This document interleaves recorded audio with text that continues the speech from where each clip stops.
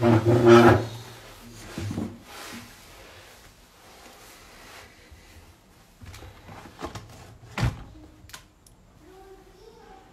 Fabi. Olha só, o marido já está acompanhando, você aqui também. Estou vendo o Rodrigo, acho que entrou. Boa noite, pessoal. Sejam bem-vindos e bem-vindas. A Fabi já entrou aqui e eu vou enviar o convite para participar com ela.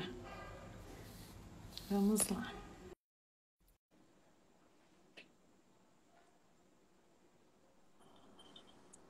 Oi! Oi, lindona! Você que tá toda lindona aí. Ai, eu falei com a Fabi, né? Uma pessoa assim que eu admiro tanto, uma referência. Eu vou até me arrumar toda. Tá toda linda. Tô Obrigada. escutando o barulhinho do Olavo. Então, papai vai ter que se virar nos 30 aqui, né? Boa É, sorte. Mamãe está ocupada. está trabalhando agora, né? Estou trabalhando. Mas ele se vira bem. Qualquer coisa eu já falei. Ele vem aqui e a gente dá um jeito, né? Isso mesmo. A gente coloca ele junto aqui. Gente, mas você já é muito fina, muito chiquérrima. Esse cenário, então, combinou muito com você. Obrigada, muito obrigada. Peguei o...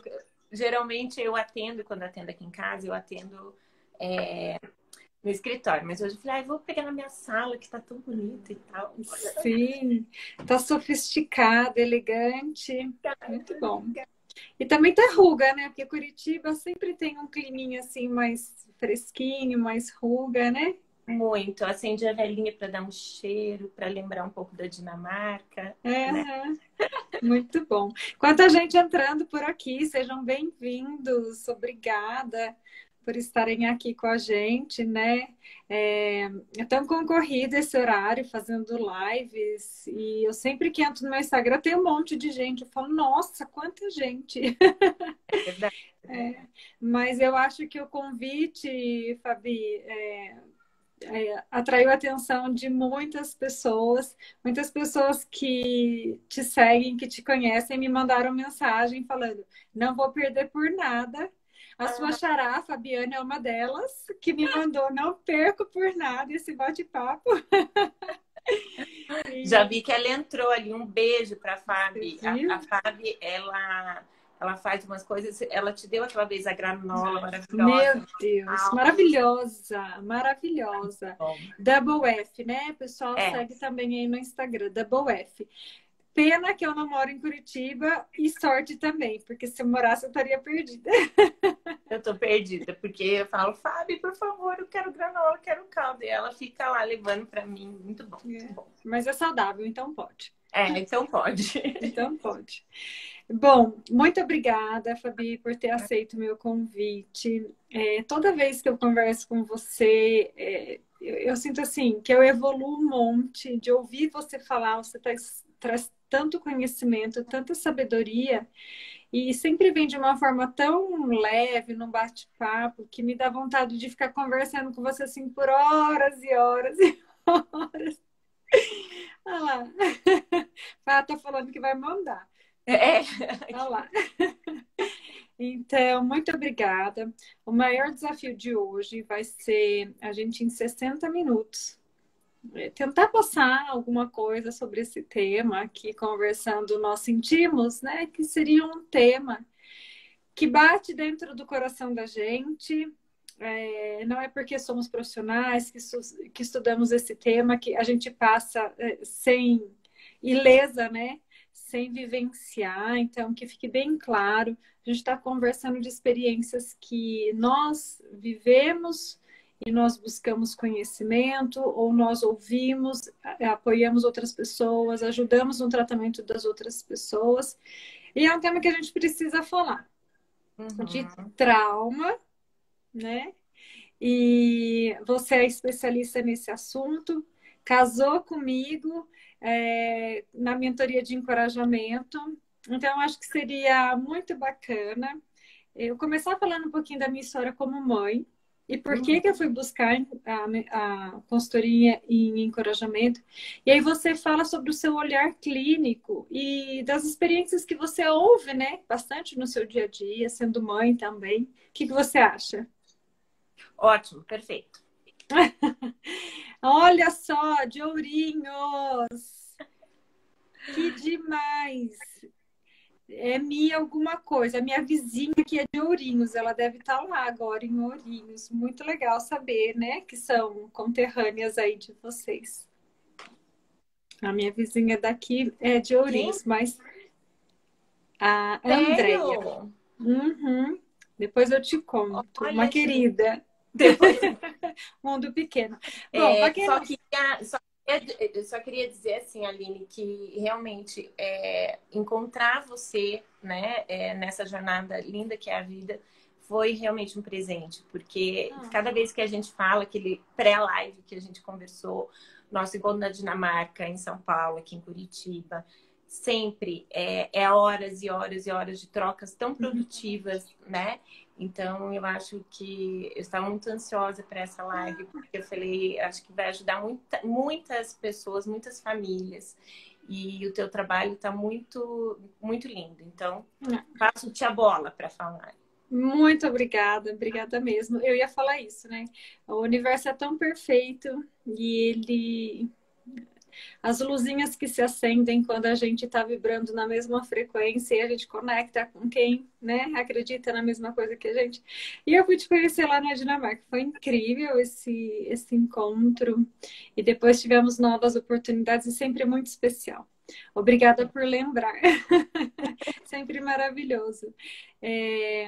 Mas falando sobre trauma, né? Então, a gente estava conversando sobre isso. E olha, Fabi, quando a gente se torna mãe, eu acho que ontem eu estava falando com a Raquel aqui numa outra live. Nasce uma mãe, nasce uma culpa. Uhum. E eu acho que a culpa está muito casada com o trauma. O Uhum. medo que a gente tem de que o nosso filho sofra com aquilo que a gente já sofreu, né? Uhum. Então, a mãe está sempre se perguntando. No meu caso, era assim: imagina que eu vou deixar meu filho dormir sozinho. Imagina que eu vou deixar meu filho chorando à noite. Não sou capaz, porque ele vai ficar com trauma, né? E é só de pensar de quando eu era criança, que eu dormia sozinha. Eu lembro o quanto eu sofria. E eu falava assim: eu quero ser adulta logo, porque adultos não sentem medo. E eu sinto muito medo de dormir sozinha. E a minha mãe, naquela época, como assim, como conhecimento que ela tinha, né, minha mãe, meu pai, eles pensaram que eles estariam me apoiando e me encorajando, dizendo assim, não, você tem que dormir sozinha, você consegue, não tem nada demais dormir sozinha, você vai dormir sozinha. Então foram noites e noites que eu ficava lá chorando, não, eu estou com medo. Eles, não, uma hora vai passar, né? Então cada um, no seu tempo, na sua época, tem acesso à informação de uma forma, e a gente sempre está tentando fazer o melhor para os filhos, isso eu não tenho dúvida. A gente sempre está tentando fazer o melhor por eles. Mas o nosso melhor passa pela nossa lógica, pessoal. Passa pelas experiências que nós vivenciamos. E que nós temos medo de lembrar e temos medo de passar isso para os nossos filhos. Então, no meu caso, foi muito nítido essa questão do meu filho ter nascido e eu trouxe para o meu quarto e a cama compartilhada. Eu acho que eu faria tudo isso de novo. Mas hoje, sem o medo do trauma, porque eu fiz quase que refém, quase que oprimida, sabe, pressionada, porque se eu não fizer isso, meu filho vai ter um trauma.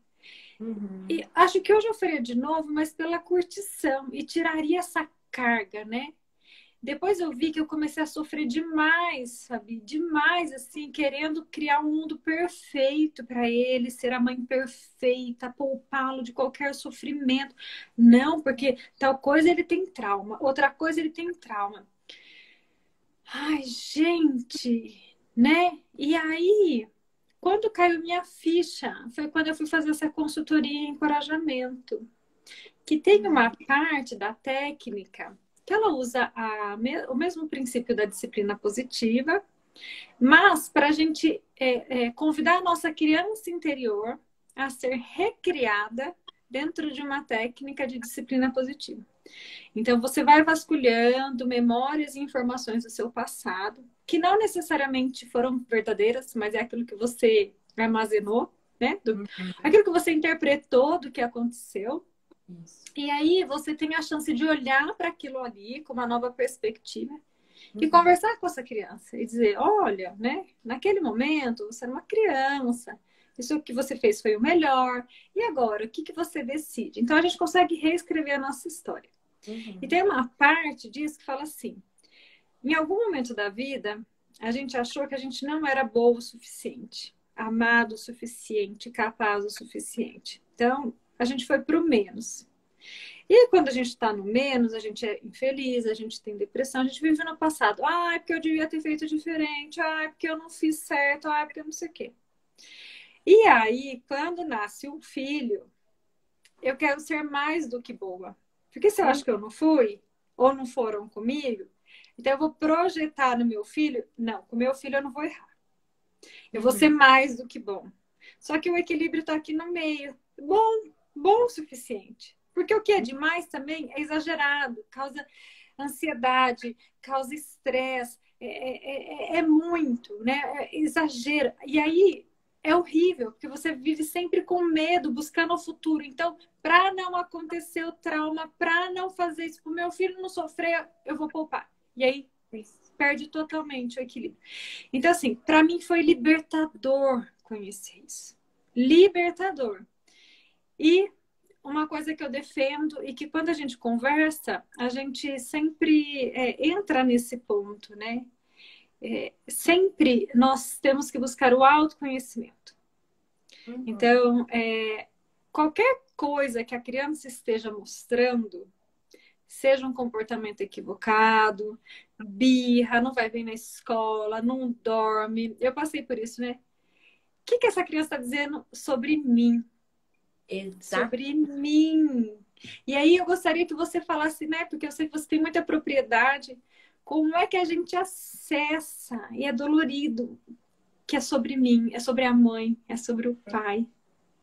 Não é? Não sei se você percebe isso. Porque, Aline, assim, o que eu escuto muito no consultório é as mães dizendo assim, mas eu tô com medo de criar um trauma na vida dele, um trauma. E eu vejo que o trauma, na verdade, que a psicologia emprestou da medicina, porque a psicologia tem essa raiz na medicina, né? Mas, assim, o trauma na medicina é uma ação mecânica que causa uma lesão no músculo, no esqueleto, enfim.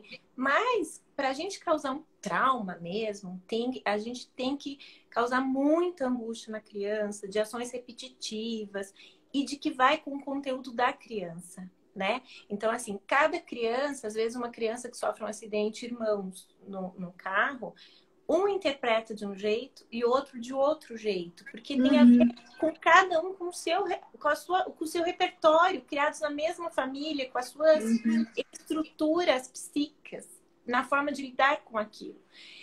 E vejo muito as mães hoje, numa enxurrada de informações, sempre buscando uma melhoria, mas de uma forma muitas vezes errada, porque elas buscam só assim, olhar ao filho e não olhar a si. E não trabalhar essa criança interior, né? Essa criança que também sofre. Eu lembro de uma família, uma mãe, que dizia assim, o meu filho não vai bem na escola, o meu filho não vai bem na escola. Eu falei, tá, o que é não ir bem na escola para você? Ela falou assim, ele só tira 8, né? Eu falei, nossa, mas 8 é uma boa nota. Eu falei, mas eu queria que você me contasse de quando era você criança, né? Como que era você na escola? E daí ela traz dentro dessa história dela, numa dinâmica, inclusive, da sistêmica que a gente faz, dizendo assim, eu fui uma criança que sofri muito na escola. E que dentro do meu repertório, meu pai exigia de mim. Então ela estava projetando nessa criança, né, nesse filho, todas as angústias dela. E a hora que ela se curou, ela disse, Fabiana, hoje eu aceito meu filho como ele é. Né? E vejo que realmente 8 é o melhor que ele pode me dar. E que é uma excelente nota. Mas ela se via nele, e não estava vendo ele, na verdade, né? E a criança, ela sente quando ela não é vista, ela sente que é mais dos pais do que dela. Ela sente, por exemplo, agora, nessa loucura toda que a gente está vivendo, que está todo mundo estressado, que na hora de sentar para fazer uma tarefa, na hora de brincar, a gente não está inteiro, né? A gente está pela metade e a criança vai sentir isso. Outra coisa que me chama a atenção é assim, a dificuldade que os pais têm de brincar com seus filhos. Né? Porque eu falo assim, gente, que delícia, eu que trabalho com famílias e com crianças, de que eu sento no chão e brinco. Mas como que você consegue sentar no chão e brincar? Eu falei assim, porque eu consigo acessar lá dentro e quando a gente tem filhos, a gente tem que acessar a nossa criança. Que bom que é, né? E que bom ter esse equilíbrio de esse mundo adulto e esse mundo criança, para a gente poder encontrar o nosso equilíbrio interno, para a gente poder olhar para frente e às vezes dançar na sala, e às vezes brincar, e às vezes rir, e ao mesmo tempo ter um amadurecimento que tem um limite para isso, né? Então, o trauma, assim, como faz para a gente poder evitar o trauma? É criar essa base sólida de amor, de confiança, de segurança, mas é olhar principalmente para nós enquanto pais. Para a gente olhar para a nossa história, quais são as minhas ideias. O meu filho não veio para suprir a minha falta, o meu vazio. Meu filho veio para construir a história dele. Exato, né? Exato. Eu lembro da gente conversando em Curitiba e o Olavo, eu nem sabia que eu estava grávida, né? Lembra aquele primeiro encontro? E eu estava te contando, eu falei, não, porque eu fui uma criança que a minha mãe sempre trabalhou. E eu sempre senti muita falta de estar em casa e estar com a mãe. Então, eu idealizei muitas vezes como teria sido uma infância com uma mãe dentro de presente. E todo meu sonho, a gente sempre vai buscar aquilo que é a nossa cura, né, Fabi? Então, é muito bonito e hoje eu vejo com consciência, mas naquela época eu não sabia. Eu fui atrás de projetos com criança, creche familiar, e eu sei que isso foi a minha cura, foi o meu tratamento, né? Poder acolher outras crianças e me acolher ao mesmo tempo. Mas eu acho que tem uma linha bem tênue aí, e assim, é bem difícil se você não busca o autoconhecimento e a autoconsciência de saber, olha, realmente eu estou fazendo isso, está sendo bom para mim, eu estou me curando, eu estou curtindo o processo, do que, de novo, não, eu tenho que fazer isso, porque se eu não fizer isso, eu vou sofrer, eu vou fazer alguém sofrer, tem um peso muito grande.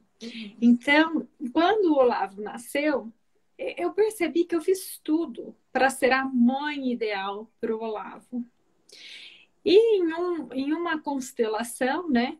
Uma constelação sistêmica de maternidade, olhando para a maternidade, de repente me cai a ficha e eu vejo que tudo que eu planejei, que eu preparei para minha maternidade, na verdade era uma forma de dizer para minha mãe: olha, você não sabia ser mãe, porque você fez tudo errado comigo.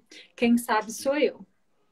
E os sinais eram tão nítidos, que dava até vergonha de falar assim. Mas na mesma semana, antes de eu fazer nessa constelação, eu lembro de eu falando assim para minha mãe veio me ajudar, ela me ajudou muito quando o Olavo nasceu, e ele estava assim, começando a querer engatinhar e querer se apoiar em todas as coisas, então eu não podia piscar, que ele subia numa cadeira, puxava, eu tinha medo dele cair.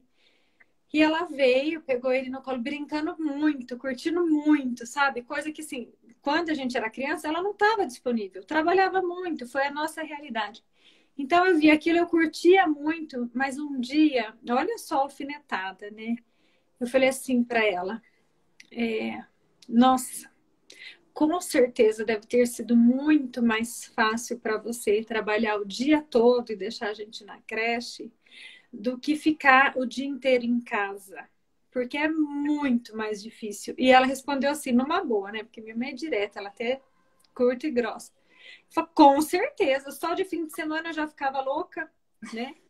E aí, para mim, eu falei assim, tá vendo? Eu dou conta.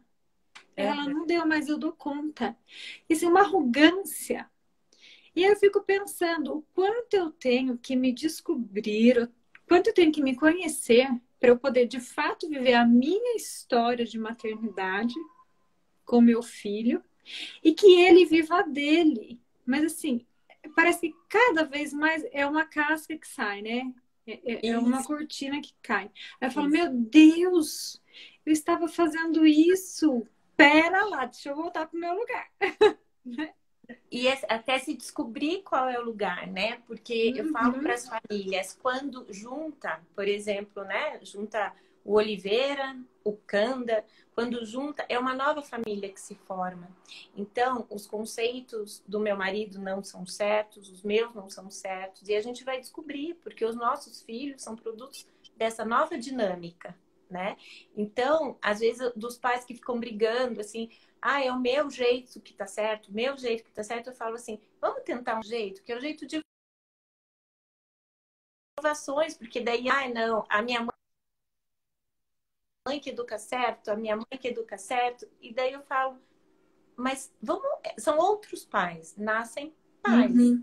que podem descobrir um novo formato, e isso dessa autoafirmação que você fala, né? Eu preciso me afirmar.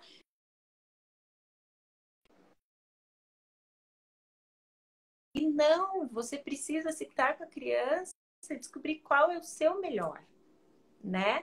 Uhum. E ver, porque nessa relação vocês vão ver o que é melhor para vocês, mais do que a minha verdade, a sua verdade, né? Que era algo que a Iban falava tanto de construir a ponte, de É, nessa ponte, né? Ter o encontro dessas famílias, de não ser um lado, outro lado, mas nós. Mas isso, voltando para a questão do autoconhecimento, é necessário. Hoje eu até atendendo uma paciente diz assim, Fábio, como é difícil, né? A gente ter que olhar para a gente, porque é a culpa, como você conversou com a Raquel ontem, de olhar e falar assim, nossa, mas eu vou ficar me culpando. Eu falo que ser mãe é ter culpa, né? Porque a gente fica se exigindo o tempo inteiro de ser uhum. perfeita, de acertar, e a gente vai ficar o tempo inteiro. Às vezes as mães dizem assim, até quando ele vai testar os meus limites? Eu falei, a vida toda. Se eu para testar limites, né? Uhum. Então, cabe a nós saber como administrar esses limites, né? Sim. Eu gosto, toda vez que eu vou falar, eu não sei, eu vou fazendo analogias, mas é para eu mesma entender o que se passa, né? E aí eu fiz uma analogia, eu não sei se eu li em algum lugar ou se em alguma conversa, mas eu criei uma analogia assim, né? Então eu percebo que quando a gente está cuidando da nossa vida, quando a gente está olhando para o nosso papel, não focado na nossa mãe, nem projetando no nosso filho. É como se eu estivesse dirigindo numa estrada e eu estou olhando para frente, eu estou apreciando o caminho. Quando eu estou me comparando com o que foi lá atrás, com a minha educação, com os meus pais, é como se eu estivesse dirigindo numa rodovia, né, a 100 por hora, só que eu estou olhando no retrovisor, então eu não enxergo nada na minha frente. Nada. E quando eu estou só projetando no outro, também no meu filho, ou eu projeto no marido, é como se eu só enxergar, só conseguisse ver lá na frente e não curtisse o caminho, né? Que às vezes você está viajando e tem uma paisagem linda, mas você está tão tenso, né? Que daí vem o medo do trauma. Você está tão ansioso, tão tenso, que você fica olhando lá e não curte nada, não aproveita. Então eu sempre fico assim, sabe? Recentemente eu desmamei o Olavo à noite. E demorou muito tempo. Mas quando eu decidi, que eu falei assim, eu estou sofrendo e eu não consigo fazer esse processo porque eu estou com medo de não ser amada o suficiente por ele.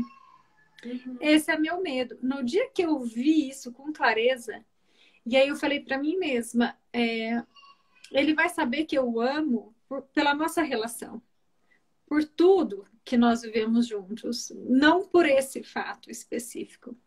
Mas olha, demorou 1 ano e 9 meses, né, para isso acontecer, 1 ano e 8 meses para isso acontecer. No dia que eu decidi, eu não senti culpa nenhuma, nenhuma. Pelo contrário, eu olhava para ele e falava assim: Olavo, olha, eu sei que você quer, mas eu sei também que você é capaz de ficar sem. E para a mamãe já deu o limite. Então, nós vamos conversar, mamar só amanhã cedo e agora à noite não tem. E ele me olhou diferente, sabe? Ele me olhou, eu falei, não, chega. E foi. Foram 2 dias que ele foi testando, testando, mas eu tranquila. Meu marido, no dia seguinte, falava assim, onde já se viu? Ele chorou e você deixou. Aí eu falei, bem, peraí que nós vamos precisar conversar. Aconteceu isso. E eu gostaria muito que você me apoiasse para encorajar o Olavo também. Aí no segundo dia, o Olavo foi fazer uma manha, foi fazer uma graça. Ele falou assim, Olavo, tá escuro, a mamãe já conversou. À noite, não, é só amanhã de manhã. Espera um pouquinho. Aí ele olhou para nós dois assim, tipo, perdi, né? Não tem jeito. Eles estão tão decididos. E para mim isso assim foi uma vitória, mas uma vitória não tanto só pelo processo do desmame, mas uma vitória interna. Eu consegui sentir a minha necessidade ser firme, sem medo e sem culpa, né? Eu sei que não é isso que vai determinar o nosso amor. Foi uma grande conquista. Mas muitas vezes também, assim, quando a criança ainda dorme na cama dos pais, ou que tem, ela dá mamar e tal, criança pequena, de 3 anos, e principalmente na cama dos pais. E daí eu falo, mas por que você não dorme no seu quarto? Porque minha mãe não consegue ficar sem mim.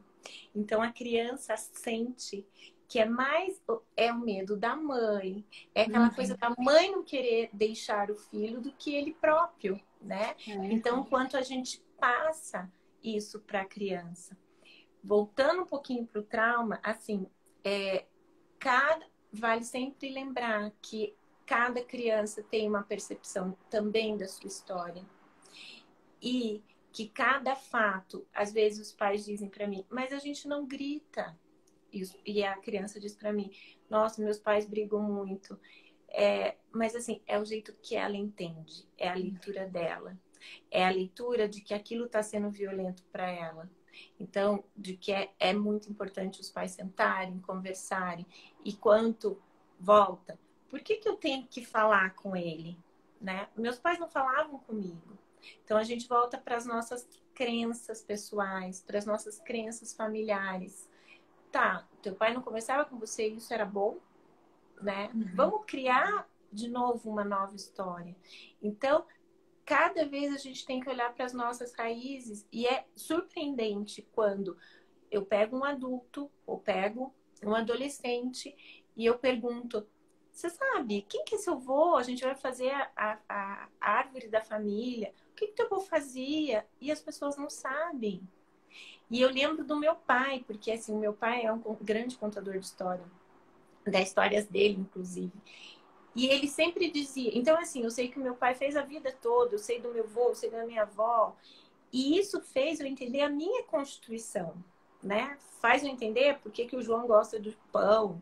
Faz eu entender porque, assim, tudo da minha história. Então, os pais precisam contar as suas histórias para os seus filhos. E eles não sabem, porque eles têm medo, né? Então, eu prefiro não ter que acessar a minha história. Mas é muito importante dividir as suas histórias, contar, né, sobre as suas vivências. Então, como eu vou explicar para o meu filho? Eu falei, conta de quando você era criança, como é que você lidava com as suas coisas na escola. E isso é muito melhor do que qualquer discurso, do que qualquer DR que você tenha com a criança, né? Mas também tem uma dificuldade aí, viu, Fá? Porque eu vou pegar como exemplo essa mentoria de encorajamento. Eu fiz uma turma presencial no final do ano passado e, na minha visão, né, o nome já diz, é encorajamento. Então, a disciplina positiva é um método que consegue resultados de uma forma prática, né? Sem você ter muito conhecimento de psicologia, mas você usa as ferramentas e já aparecem os resultados. Então, essa mentoria é basicamente a mesma coisa, mas trabalha com memórias de infância. E aí eu também percebo a dificuldade que os adultos têm de lembrar da infância. Isso. Eu não lembro. Não, eu não sei. Mas o que você brincava? Eu não brincava. Mas com quem você ia à escola? Quem as suas amizades? Não, não tenho. né? Então se blinda mesmo, se protege mesmo a ponto de não ter lembranças, de não falar assim, não, não consigo ter memórias. E, novamente, e aí tem o curso de paz, baseado na disciplina positiva, em toda aquela experiência. E eu lembro assim, quando eu fui criar esse projeto, de novo, eu olhava para mim. Na época eu não sabia, mas eu olhava para as minhas dores. Eu falava, gente, isso aqui é fantástico, eu preciso compartilhar, eu preciso tirar de mim. Tudo que ia me transformando, eu queria compartilhar. E na segunda aula, no segundo encontro, tem um vídeo muito lindo da Alai, que é uma produtora brasileira que fez um curta que ganhou prêmios. É do menininho que ele vai, de tanto que vai para a escola, tudo mecanizado. No caminho, o pai dele passa, vê alguém tocando violino, vê as flores, vê tudo mais, eles brincam. E aí, quanto mais o pai dele entra na fábrica, ele entra no escritório, vai trabalhar, e ele na sala de aula, mais triste os dois ficam. E aí mostra esse pai esgotado, ele já não tem mais tempo para brincar. O filho quer brincar no meio do caminho, ele passa reto e os dois vão perdendo a cor. Eles ficam apáticos, eles ficam sem cor, eles ficam doentes. Assim. Toda vez que eu assisto esse vídeo, eu choro, eu passo nos treinamentos, eu choro. Assim, mexe demais comigo. E para dizer o quê?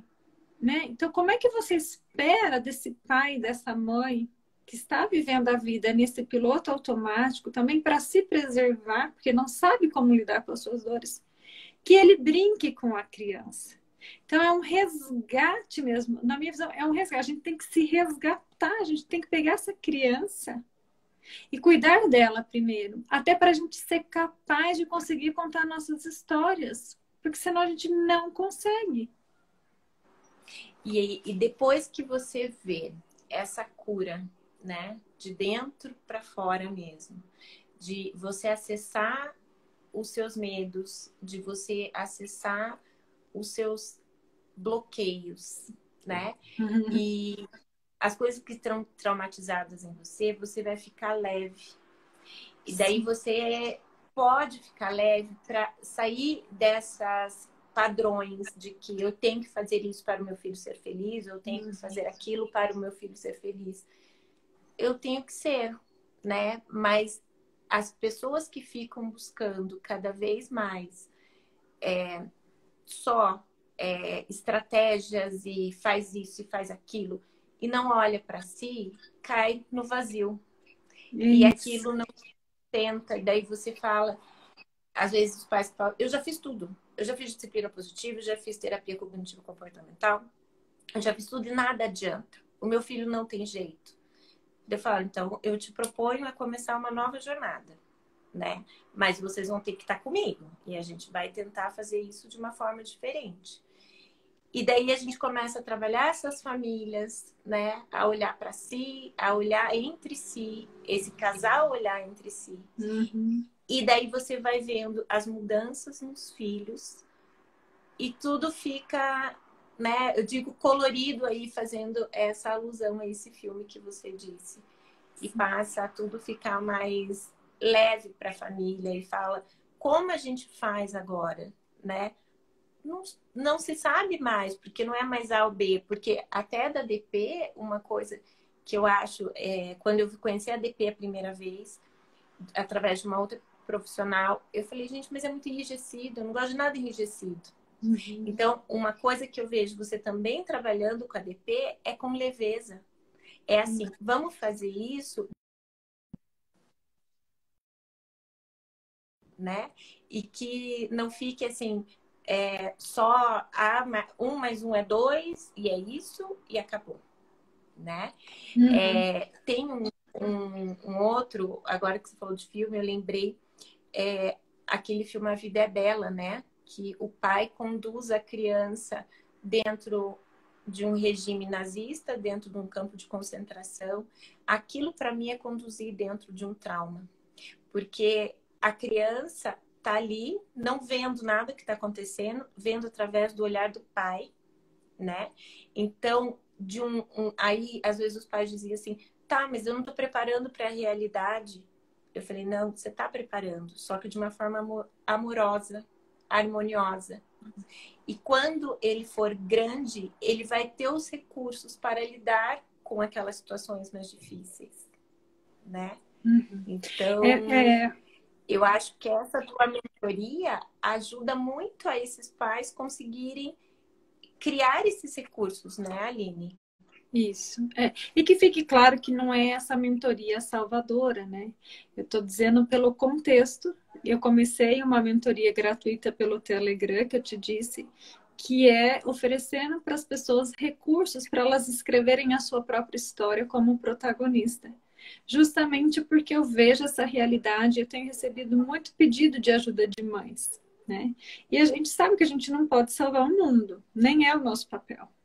Mas enquanto uma pessoa que estudou, que tem alguma experiência, tem assim, hoje em dia é muito fácil a gente compartilhar informação pela internet, tem acesso muito fácil. Então, qual que é a minha responsabilidade perante o momento que a gente está vivendo? E aí eu acho que você fazer um convite para as pessoas olharem para a sua própria história e conseguirem, como diz os dinamarqueses, como dizem os dinamarqueses, né? Trocar a lente, ou pelo menos limpar a lente, né? Que deve estar embaçada. Então, eu só olho para aquilo de negativo. As histórias que às vezes eu lembro da infância são interpretações de que eu fui o tempo inteiro rejeitada, abandonada, que eu não tinha valor, que eu não era útil, né?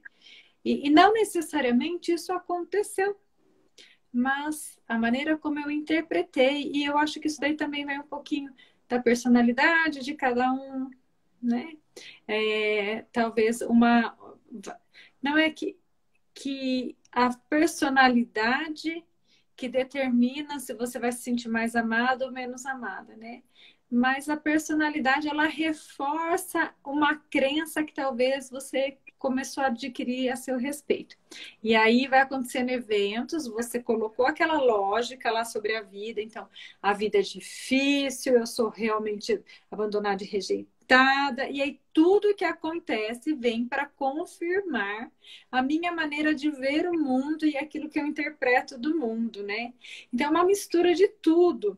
Minha personalidade, a ordem do nascimento, que influencia muito, né, nas decisões, se é homem, se é mulher, então, se é uma família rígida, se é uma família mais permissiva, tudo isso vai influenciar.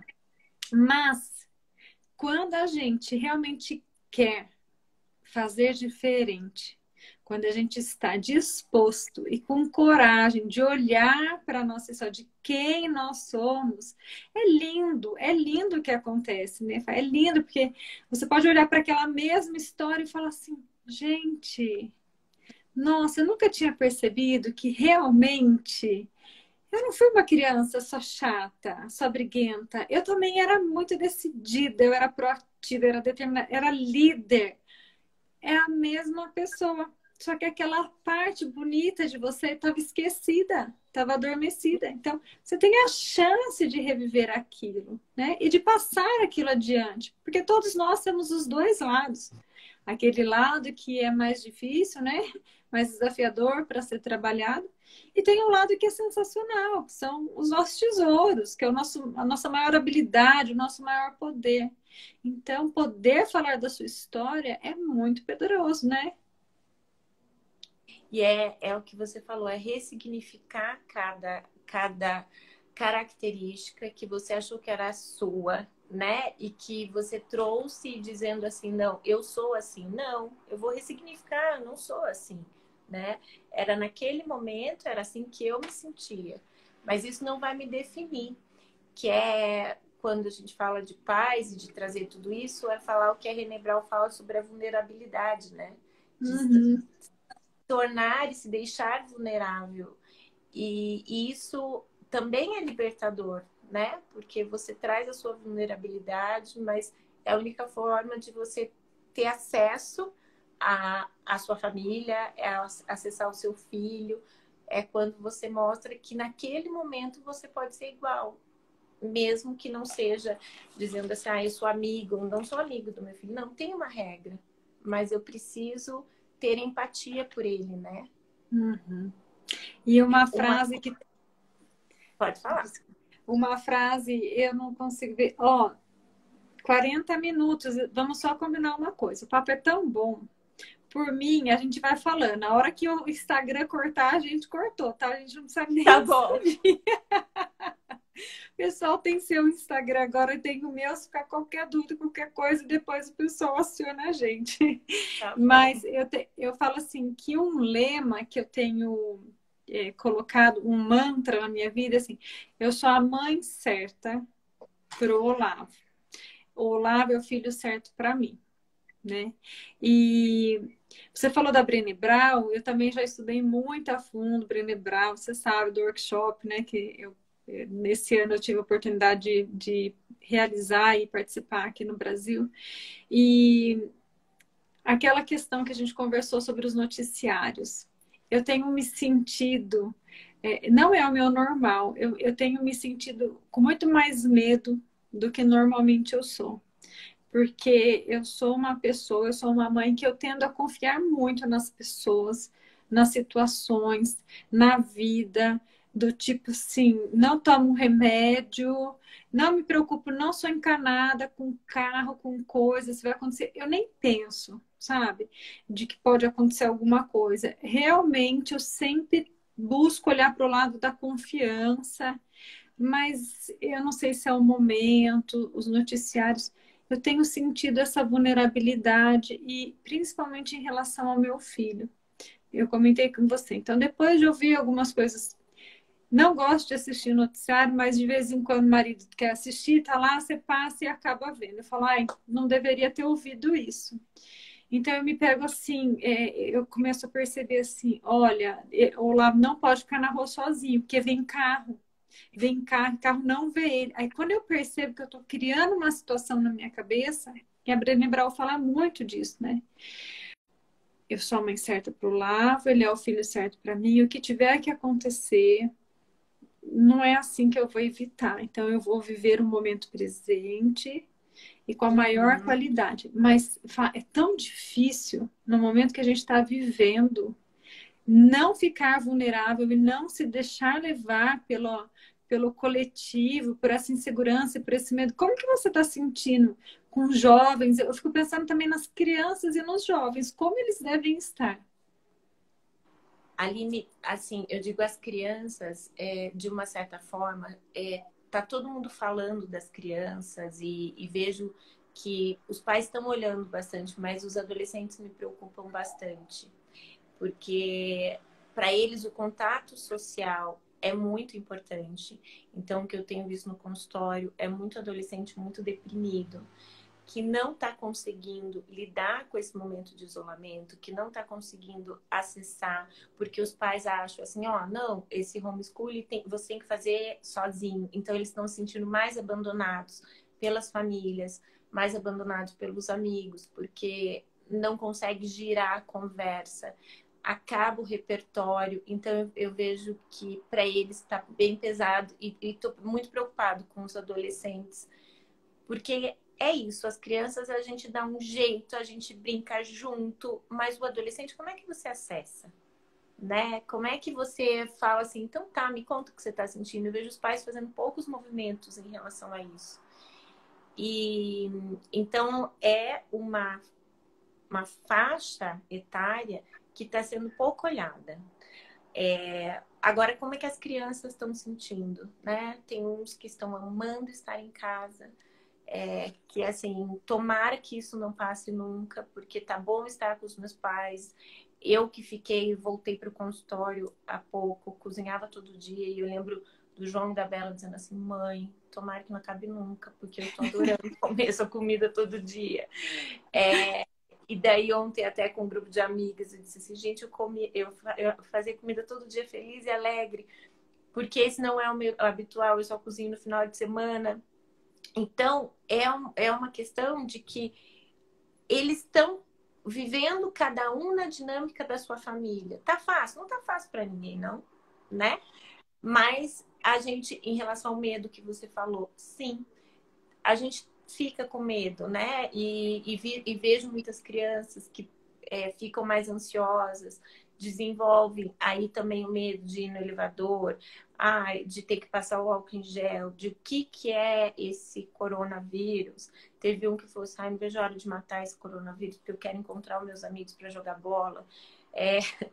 Se eu ver esse coronavírus, daí pegou a almofada da sala, começou a chutar. Então, é muita... Tá um clima pesado, não tá uma energia tensa, né? Uhum. Ô, Fá, e que você daria de sugestão para mães e pais de adolescentes, então? Porque as pessoas me perguntam, e eu vou ser bem sincero, que o que eu sei e o que eu dou de, né, sugestão e de dica é muito mais baseado no que eu estudei, porque eu não tenho um adolescente, né, em casa. E você tem uma adolescente na sua casa. Então, além de profissional, você pode falar também como mãe. Como é que a gente faz para ajudar os adolescentes nesse momento com que eles estão passando? Porque também tem uma questão que o adolescente, ele não se identifica com o pai e com a mãe. Ele tem essa necessidade de ter essa quebra, essa ruptura com o pai e com a mãe. Então, se eu estou me separando de você numa fase que, se a gente for pensar, questão de formação do cérebro, uma questão biológica mesmo, né, que é a adolescência, de me despedir dos pais e começar a ver defeito em tudo que eles têm, justamente para eu poder me enxergar como um indivíduo autônomo. E aí eu só tenho contato com os meus pais. Então, assim, deve ser enlouquecedor. E como essa mãe e esse pai ajudam numa situação dessa? Aline, eu tenho visto, assim, como mãe, vou falar da minha, eu falo que eu invado o quarto dela, né? Porque o quarto dela, ainda mais que a escola dela começa às 7 da manhã e termina às 4 da tarde, eu falei, meu Deus, ela fica enfurnada, porque daí ela tá no segundo do médio, então há um número muito grande de conteúdos, mas eu invado o quarto dela, convoco ela para a sala e digo, a gente vai assistir um filme junto, vem aqui que você vai me ajudar a colocar a mesa, vem aqui que a gente vai fazer um bolo, vem aqui. Na verdade, ela faz bolo e que bolo eu não sou muito boa, mas eu trago ela para a cozinha, a gente senta para bater um papo. Então, os pais devem entrar no mundo deles, né? Ver as séries, deitar do lado da cama, trazer eles para fora, ajudar então a cozinhar, ensinar a cozinhar, mostrar que o quanto é importante eles estarem ali juntos, né? E assim, você está estudando, então me mostra o que você está estudando. Vamos lá, deixa eu ver. Você está precisando de ajuda? Não achar que eles são autônomos, eles estão precisando desse olhar também, né? Para as outras mães, o que eles têm feito, as próprias adolescentes, né? Eles têm, assim, às vezes eu escuto a Bela assim, o que você tá falando? Então, eles fazem, tipo, um Zoom, assistem filmes juntos, cada um da sua casa. E daí eles ficam comentando. Então, eu falo, gente, eles criaram recursos para eles estarem juntos, né? Então, estimular os pais que vejam assim, ó, liga pro teu amigo, marca esse Zoom. Esses dias eles estavam fazendo uma festa pelo Zoom, né? E conversando, e batendo papo. Falei, daqui a pouco vamos fazer verdade desafio pelo Zoom, sei lá. Mas eu vejo que, assim, estimular para que eles busquem os amigos. Agora, tem algumas famílias que sabe que os outros amigos estão isolados e tem trazido para dentro de casa, né? E então, eles sentem falta de outro adolescente para conversar. Se isso for possível, se falar assim, a outra família também está em isolamento, pode trazer para dentro de casa? Também é uma sugestão que pode ser feita. Eu conversei com uma amiga que ela também tem bastante experiência em gestão de pessoas e lideranças, e ela falou: meu maior desafio na vida é lidar com os meus filhos adolescentes. Qualquer treinamento dentro de qualquer empresa é fichinha perto do que eu passo com os meus filhos adolescentes. E é uma pessoa super preparada, né, para lidar com isso. E ela disse que o que estava sendo mais difícil é que o adolescente também está nesse momento de contestar tudo, né? Então, sempre vai contestar, sempre vai indagar qualquer ordem, qualquer regra. E ela falava assim: como é que eu faço para o meu filho, né, para a gente se manter firme, a nossa família decidiu que nós vamos ficar em isolamento, porque é uma determinação, uma regra. Só que ele sabe de amigos adolescentes que não estão cumprindo o isolamento, que saem. E eles ficam assim, indignados, como se o pai e a mãe fosse o culpado de tudo isso. E daí ela estava dizendo assim: a minha dificuldade é que eu não quero apontar o dedo para esses amigos e essa família e dizer eles estão errados e nós estamos certos. Eu quero desenvolver o senso de responsabilidade no meu adolescente, mas sem precisar acusar o outro. E aí, como é que eu faço? Ela falou assim, gente, é muito difícil.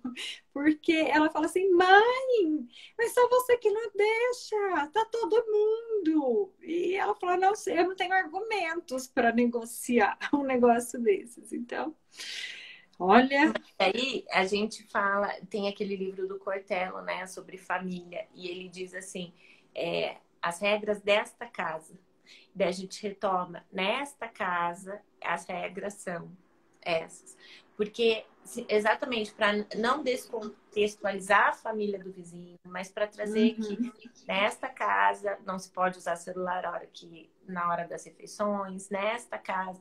Então, quando a família, o sistema familiar tem essa base de que na minha casa, né, é assim, e na minha casa a gente se protege dessa forma, aí ela pode. Então tá, vamos fazer um call com eles, vão assistir série do Netflix, ficar até de madrugada, ou eu vou trazer você para perto, mas tirar um pouco, porque eles têm uma certa raiva, né? Eles têm uma certa... e eles querem descontar, claro, nas figuras parentais, né? Quem sabe que eu queria que você contasse um pouco do teu trabalho nas empresas, porque eu achei demais aquilo que você contou, né? Das figuras de liderança, quanto também trabalha com liderança interior. Sim. Eu, depois do treinamento Então, eu fiz a consultoria em encorajamento, né? E era para a gente aplicar em qualquer ambiente. Então, para psicólogos, para profissionais de RH, para gestores, para líderes. Mas era um formato de tratamento 1 a 1, bem personalizado, assim, bem grupo fechado.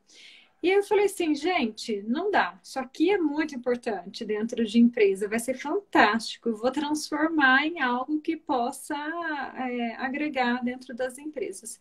Inclusive, agora esse ano lançaram aqui, eu fiz a primeira turma do grupo de disciplina positiva para empoderar pessoas em ambiente de trabalho. Mas até o ano passado não existia. O que eu fiz? Eu peguei um compilado de tudo que eu já tinha visto, tudo que eu gostava, tudo que eu acreditava, e transformei em uma mentoria para dentro das empresas com gestores. E aí eu misturo estilos parentais com estilos de liderança. E aí, então, o que acontece, né? Quando a gente se torna mãe, pai, o primeiro ambiente onde a gente testa é em casa, né? As nossas habilidades de negociação, de sentir empatia, é dentro de casa. E ao mesmo tempo, onde a gente aprendeu tudo que é tipo de relacionamento? Em casa, com os nossos irmãos, com os nossos pais. E tem muita lição, tem muito conteúdo, você sabe, né? Se você pegar, por exemplo, ordem de nascimento, o filho mais velho sempre, né? Eu sou líder, eu sou responsável, eu sou um pouco arrogante, eu que mando aqui, ei, fica quieto. Filho mais novo, sempre aquele mais simpático, vai comendo pelas beiradas, é fofo. E isso no ambiente de trabalho, olha que rico você se conhecer. Olha que rico você saber da sua personalidade. Então a gente fala de personalidades. Tem aquele que quer controlar, aquele que quer agradar, aquele que quer ser o centro das atenções, aquele que quer paz e amor. E aí você coloca todo mundo num grupo de trabalho, numa equipe, e aí você olha para o lado, quem é diferente de você, você fala assim, ai, essa pessoa aqui não serve para estar aqui. Ó. Não, só é bom quem tem o mesmo perfil. E a gente faz essa seleção natural, né? Então, essa semana, como eu te disse, a dinâmica que eu estava fazendo com o grupo de gestores é para celebrar a diversidade entre as pessoas. E foi muito lindo que nesse primeiro atendimento estavam 8 gestores, e aí os profissionais com aquele perfil de leão, de leoa, falando da impaciência que tem com o profissional que tem o perfil tartaruga. E aí eu pergunto, mas imagina se no time fosse todo mundo leão. Uhum. Depois essa profissional me fala assim, pois é. E eu percebendo isso, né, com o passar do tempo, desde que a gente começou o treinamento, eu comecei a observar as pessoas que estão no meu time. E aí eu comecei a perceber que eu sou ótima em realizar, em executar, mas eu não tenho paciência nenhuma para planejar e para processos. Então, minhas coisas viram uma bagunça. E aí eu lembrei do seu treinamento e eu lembrei que a pessoa com o perfil da tartaruga, ela é uma ótima planejadora. Ela vai fazer devagar, com tempo, ela vai ver os mínimos detalhes. Então eu pego e passo para ela. Eu coloco prazo, porque eu sei que eu preciso das coisas. Então eu peço com antecedência. E olha que lindo, né? Você se conhecer, saber o que é um desafio na sua personalidade, saber também o que é um trunfo seu para poder se relacionar e ter um time forte, porque todas as pessoas têm como contribuir. Agora, se você ficar olhando, né, porque para o que a sociedade valoriza? Ah, e a sociedade valoriza aquelas pessoas que fazem tudo rápido. Aquelas pessoas que fazem, aquelas pessoas que não têm timidez, que falam, tá, só essas pessoas têm qualidades? E no time, né? E no time, quem é que vai cuidar do operacional? Quem que cuida do dinheiro, por exemplo? Será que uma pessoa que faz tudo com pressa, tudo rápido e fala demais é a melhor pessoa para cuidar do seu dinheiro? Por Uhum. exemplo, né? Pode ser muito bom na hora de vender o seu produto, mas você confiaria nessa pessoa para cuidar de algo de valor, ou de ordem, ou de disciplina? Ou se for um ambiente de saúde que exige muito cuidado, né? Minucioso, esse mesmo perfil serve? Então, a gente tem que parar de estereotipar as pessoas com o que está na moda, o que a gente vê nas redes sociais, o que a gente vê querendo de vender curso, e celebrar quem a gente é, porque nós temos as nossas qualidades que são únicas, Sim. não é? Senão eu fico olhando, eu queria ser igual a Fabi. Ai, a Fabi tão assim para falar. Mas eu não sou a Fabi, eu sou a Aline. É. Né? Tem que celebrar o que eu tenho de bom. Com certeza a Fabi tem algum ponto que ela fala assim, nossa, preciso melhorar. E eu queria ser igual a outra pessoa. E aí a gente nunca consegue ser feliz. E como é bom, eu digo, a diferença traz a complementariedade, né? Então, se todo mundo fosse igual, ia ser muito chato. Aí, trazendo isso para a dinâmica da família, né? Então, como é difícil, por exemplo, os estilos parentais, onde os dois são agitados, os dois são rápidos, e o filho é mais tartaruga, é mais lento, e diz assim: e se eu disser para vocês que é o jeito dele, como é que vocês vão fazer? Não sei se eu vou dar conta, mas vai ter que aprender, porque é o jeito dele, né? É a forma dele lidar com as coisas. Agora eu vou fazer um desabafo aqui. Me julguem.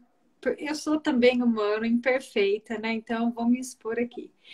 Meu filho estava programado para nascer em julho, na primeira quinzena. E a minha família, a família do meu pai, é muito sossegada. Meu irmão é sossegado, meu pai é sossegado, a família dele é sossegada. E eu sou, né, ligada no 220.